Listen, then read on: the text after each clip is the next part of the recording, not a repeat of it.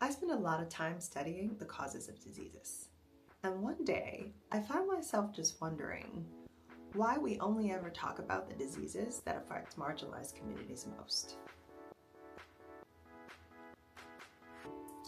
When we know for a fact that unequal societies make everyone sick. So what's on the other side? And why don't we talk about it? Well, I decided to do a little digging.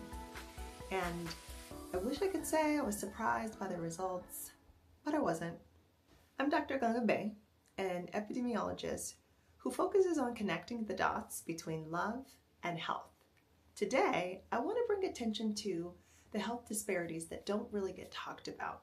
And one of them is racial and gender differences in personality pathology. What is personality pathology, you say? Well, it's a term that captures what the DSM describes as a collection of maladaptive personality traits that develop over time and interfere with someone's life. One of the most common ones is the dark triad, for this chat, we'll call it the light triad: Machiavellianism, psychopathology, and narcissism. The thing is, despite my very educated suspicions, it's actually really hard to find data breaking down the prevalence of personality pathology by race and gender in the United States. So I decided to collect my own data.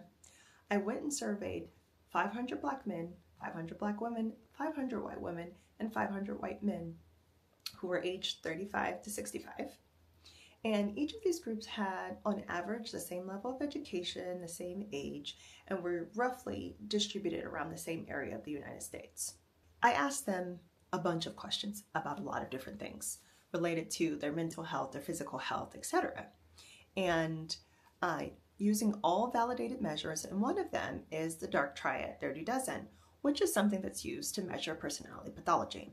And it includes questions like, I tend to exploit others to get my way.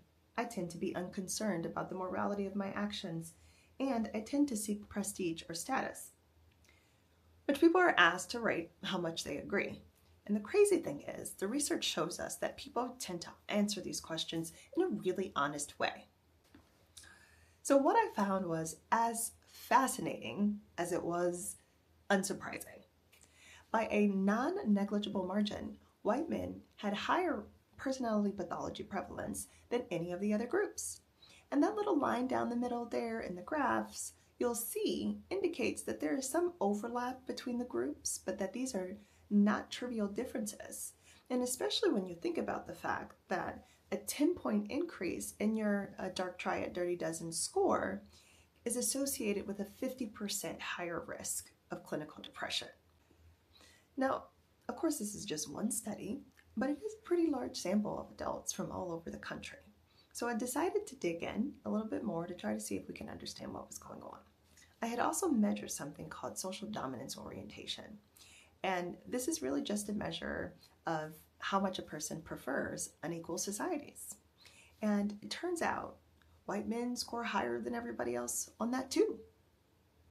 So, and then another thing I measured was identity state using my new Identity Vitality-Pathology scale.